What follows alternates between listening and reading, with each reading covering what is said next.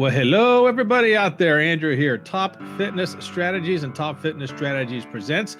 Welcome, no matter what platform you're watching this and or listening to this on. Appreciate it. And tonight we have another great interview coming up. But before we get started, as usual, we do have a sponsor. And tonight's sponsor is my free call to you. This is an interview that I did way back when with a good friend of mine who's a personal trainer. I call her Coach Red. And we talked about okay, let me back up a little further. We did a call. The recording wasn't very good. We called it the booty call because it was all about the gluteus maximus, so to speak. So we redid the call when both of us had better equipment, and we called it the booty call 2.0, butts and guts. So that's my gift to you. Just click on the link I just put in the chat, topfitnessstrategies.com/guts. All right. And if you have any questions as we go along tonight, please feel free to put them in the chat. If you're watching this on Facebook Live, you need to do it a certain way. Just follow the prompts. It'll get you there. No problem. All right. So let's get going. So my guest tonight is Stefan Zavalin, and he wrote the book, Sit Less, Evolve Your Work, and Live Without Compromising Your Health. Stefan is Dr. Zavalin, I should say, provides an approach to improve the well-being of individuals without increasing the demands, I'm tongue-tied, demands of them with extra long tasks, stress, and responsibilities. He has over 3 years of clinical experience in a variety of settings, is a bachelor's in science and kinesiology from University of Maryland, a doctor of physical therapy from Arcadia University. He's a previous CrossFit and personal trainer. And now what he can add to his resume is he's a guest on Top Fitness Strategies. Welcome, Dr. Zavalin. Thank you. I'll gladly add that onto my resume. And I also, I loved hearing your thought about the booty call 2.0. Guys, it's a cool thing as far as I can tell you also for physical therapy. Your glutes are also tied into what your abs and everything else is doing. So definitely go check that out because I'm also already interested. Well, I appreciate that. It was a fun call we had back in the day. So, okay. So I'm going to keep calling you Doc. So I hope you don't mind me calling you Doc because you told me to call you Stefan before, but I'll call you just out of habit. I like to be more professional here. So, because everyone knows me, I'm Mr. Professional, especially the guys that watch me constantly are rolling their eyes right now. Believe me. So, all right.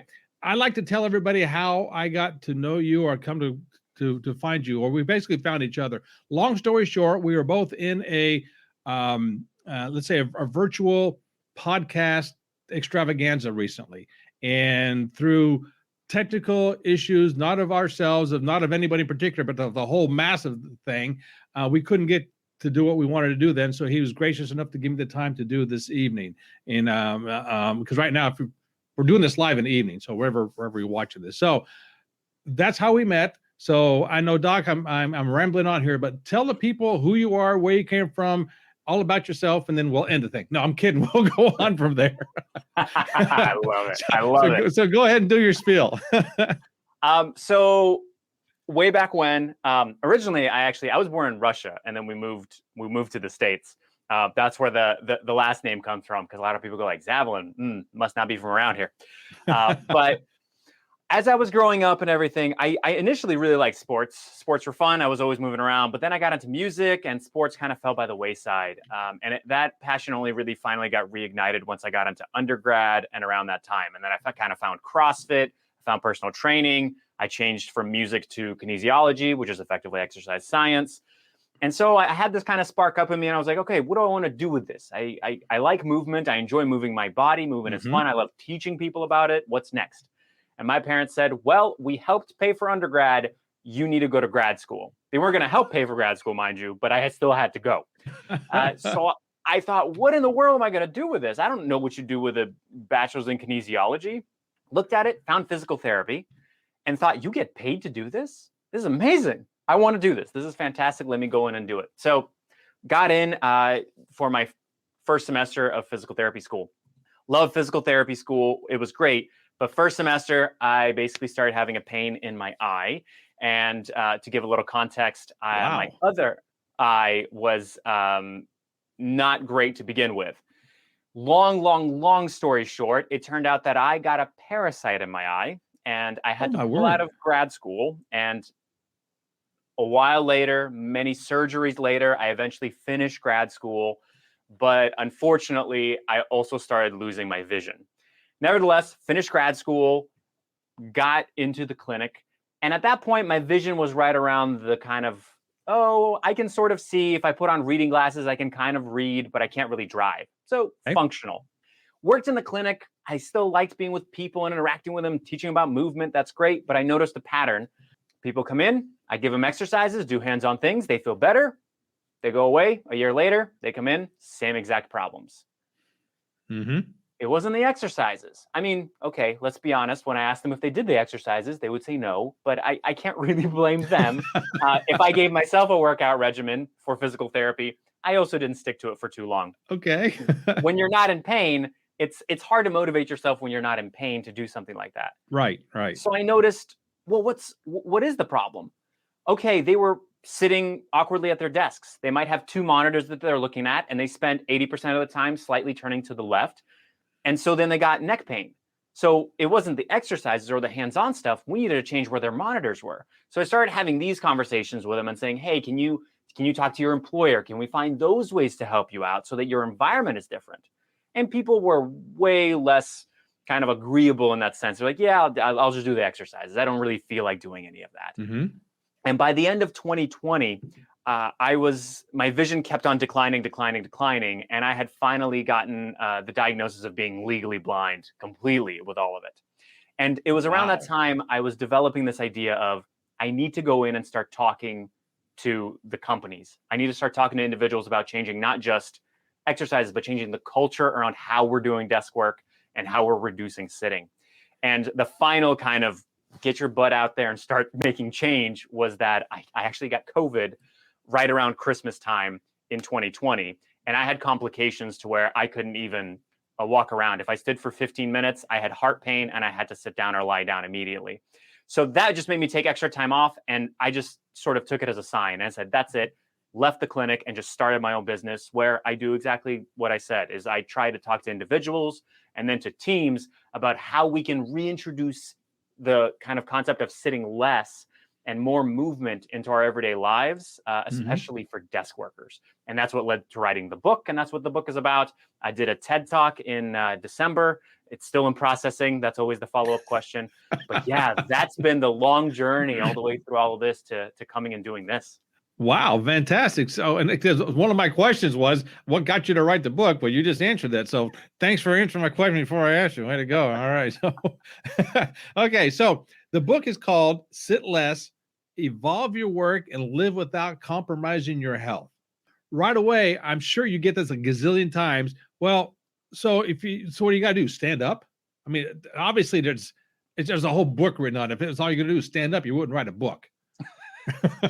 Right. It would be a real short book, put it that way.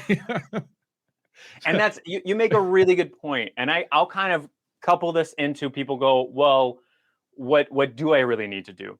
So I called the book Sit Less very purposefully instead of calling it Move More.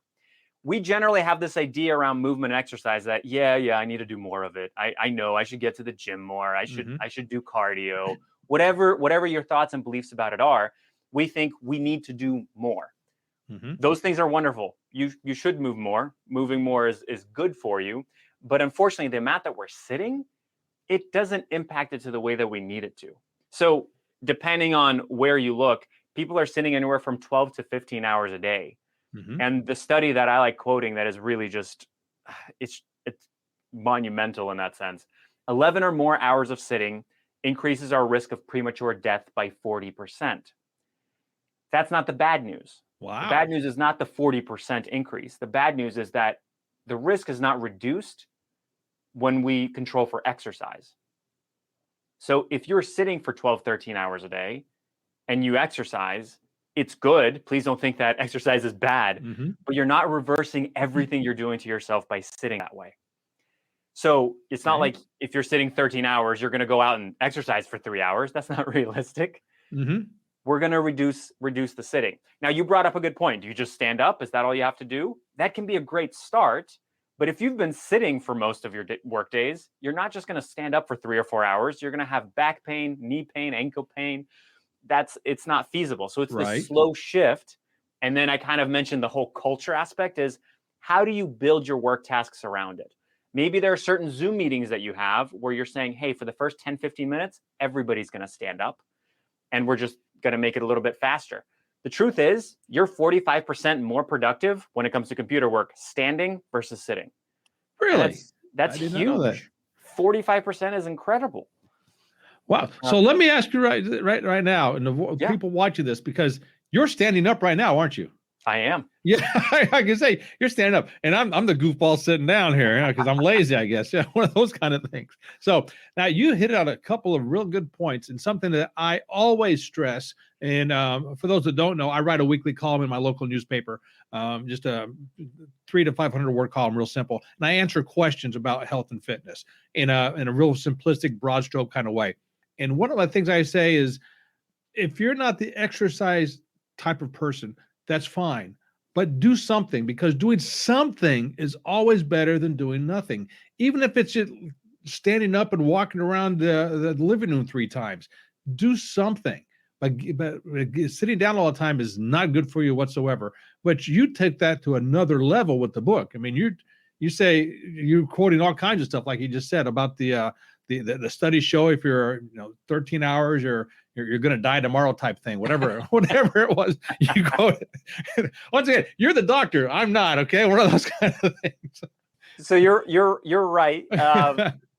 So I think that's a really brilliant point. Here's why. A lot of times when we even say, hey, you should move more, people go, oh, you mean exercise? No. Move. Exercise is a part of movement. There's so much more to movement. If you go and do the dishes, or if you go and sweep or vacuum, that's still movement. Yes. That's still better. And your body doesn't know the difference. Your body's not going, that wasn't a perfect squat with a barbell. That doesn't count. No, it's still movement. And I actually, a lot of times, especially for those of us that are working remotely, I try to make sure that people use chores as a way to break up sitting. So, hey, you've been working for 30, 40 minutes. Go ahead and get up, take out the trash, for example, or just go to the kitchen, get a glass of water. There you go. You just broke up your sitting, and that's fantastic. That's where we can absolutely start, because I know it's very overwhelming to say we're sitting 13 hours. We need to cut that down below 11. That's like, where am I getting all this time? You don't need to start there. Start first by breaking up your sitting. And it's kind of like you said, just get up and walk around the room if you need to. But also, you can do certain tasks standing up. So if there's an email that you always have to answer every single day at the beginning, maybe you spend 5 or 10 minutes answering emails. Put your laptop, or maybe you're doing it on your phone, and set it on a counter or a pile of books. You commented on me standing up. This is the fun part. Everybody thinks I have a standing desk. I don't. I have a pile of my old grad school books. Yeah. Don't tell my professors. But yeah, exactly.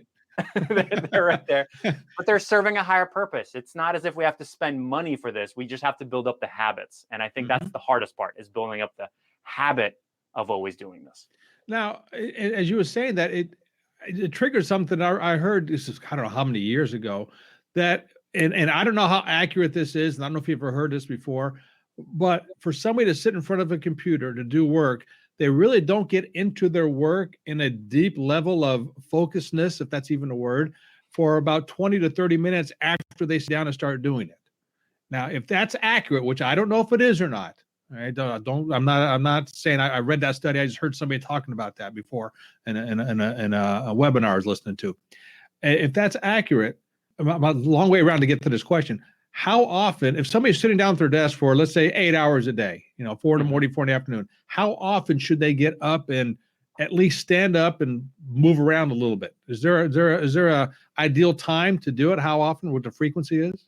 There is. And I'm going to tackle the focus question first, because it is a question that comes up because it would contradict itself. My answers would contradict themselves. When it comes to that focus piece, if we're completely distracted, if we were doing something like we were chatting with somebody else and then we sit down to do work, that sort of piece applies. But if you say just stood up, got a glass of water, came right back, you weren't actually distracted by anything, you came right back and you kept working, it's not as if that clock resets. So I don't want people thinking that. If you did something completely different and you went and you did a whole other task where you were not thinking about the work you're currently doing, yes, unfortunately, you're going to have to reset that focus a good bit.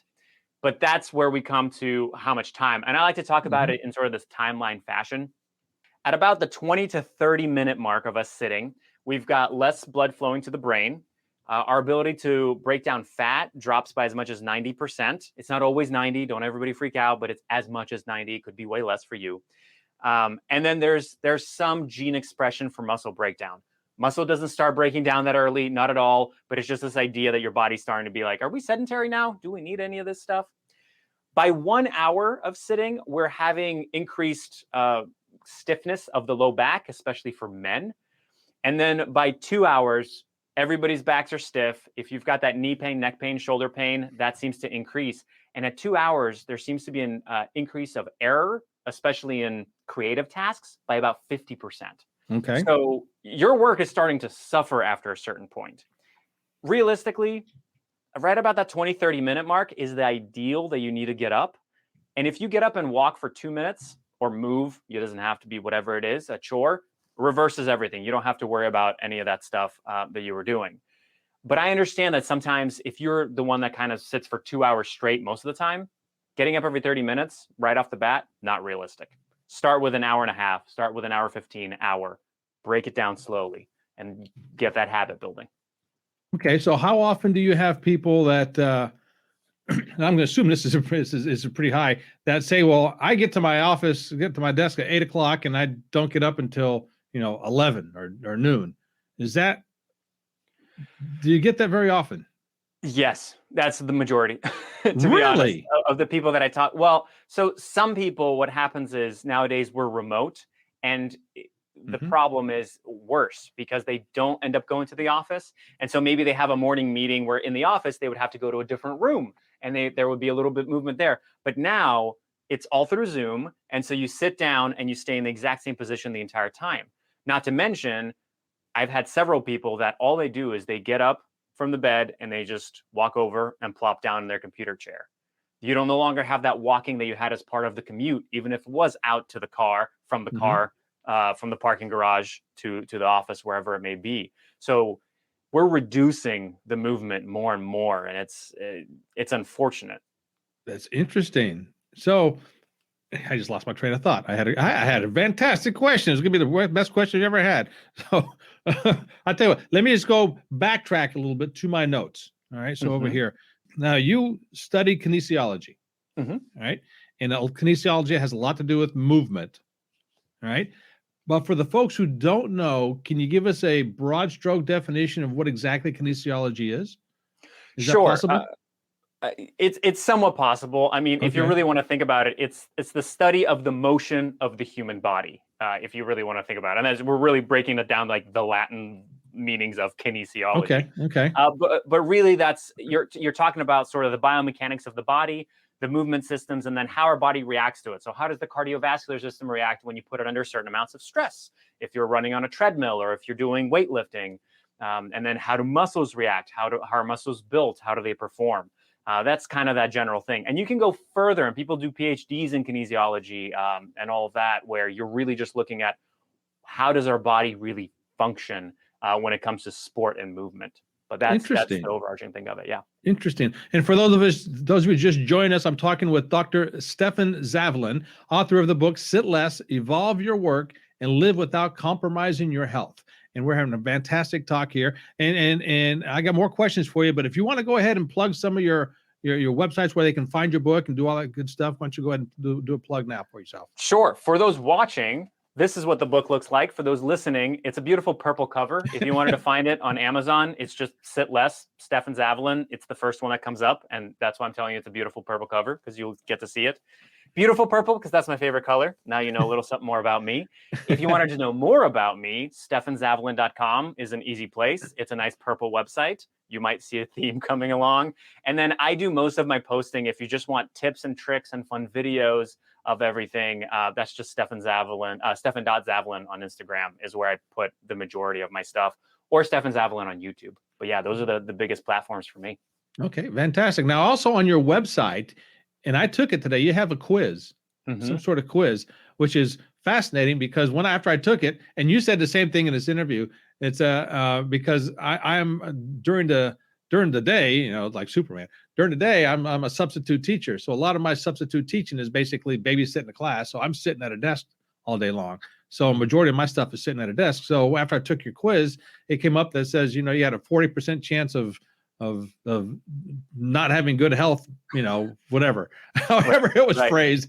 I was like, holy moly, what am I doing wrong here? But I also, because of the nature of, but several things, but one of the things, because of I run Top Fitness Strategies, it would just make sense that I do something with fitness. So I do work out several times a week. And so I would say I work out more than the average person does. I'm not a gym rat. I do all my workouts at home. So once again, a long way to go for this question, but I got a tendency to do that. Sorry.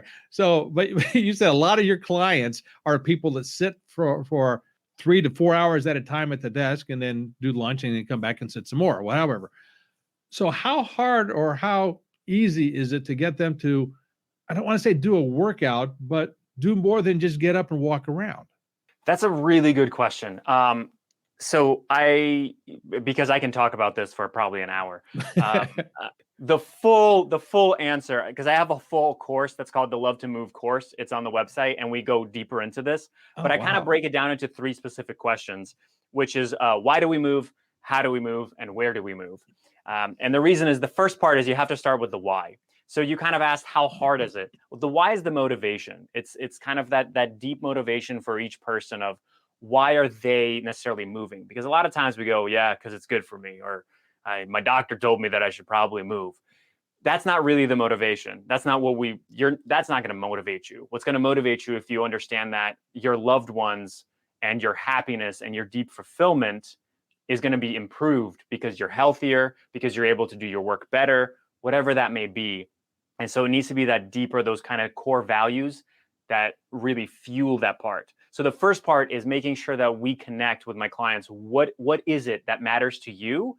And why is it that movement improves all of those things for you? Because then you're finding that motivation, as opposed to when you're at the end of the long day going, I just don't want to do it. I know I should, but I don't want to. But then you're finding that kind of deeper part. The next part we have after the why is the how do we move? And this is where, okay, not everybody's going to enjoy the same activities.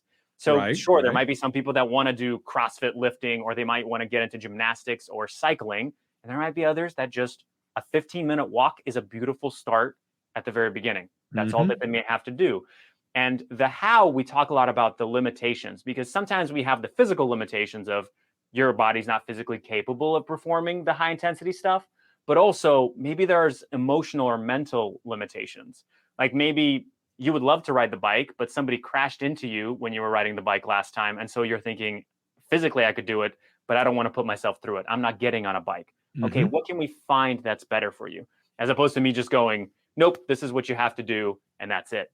So we have the why, we find the appropriate how you do it, and the final part is the where. And the where is not necessarily the exercise. The where is more setting up your environment, like your office or your home, so that movement is easily accessible. Because if you're usually sitting down, you've got wires all over your chair, you've got like a filing cabinet behind you, and it takes a whole lot of wiggling to get up from your desk, you're not getting up every 30, 40 minutes. That's just not happening. Right. So it's finding what can we do so that it's really accessible and it's easy for you to just pop up and get up. But to answer your question in the terms of exercise, I don't always look for exercise as the first solution. I try to find where can we add in movement so it doesn't disrupt your day and kind of starts working seamlessly into it and kind of warms you up to where, okay, maybe we can start going the exercise route a little bit more. Okay. So, and I want to make sure we distinguish the two. And I think you hit on it earlier, but I just want to make sure we emphasize this. Me coming from a fitness and personal trainer standpoint, which you have a background in as well, you're beyond that. And I'm saying that in a positive, in a good way, in a professional way. You just don't look at working out as being exercise. You say, okay, let's get somebody moving first, because in order to exercise, you have to move. All right. And like I said, moving doing something is always better than doing nothing. The human body, and I say this all the time, the human body is designed to move. Not so much exercise, and it just hit me now because I'm always saying it's designed to move, but then I start mentioning exercises. No, It's designed to move, so you have to start moving it. Am I hitting it? I'm not. I know I didn't ask a question, but I'm making. No. And I sense? think you are. We're picking up the piece that I said earlier, where we think that whenever we say move, we mean exercise. But no, exercise is a subsection of movement. It's not all movement. And it's kind of like my favorite thing is always saying, picking up a piece of paper from the ground and squatting are the same thing. Your body doesn't really know the difference. It treats it as movement. And one of the things that we go into in the course as well is kind of these 4 things that we need to do in order to make sure we have a healthy movement practice. And strength training is actually the last part that I add in. And the first part that I say is it's movement. The first part is just move.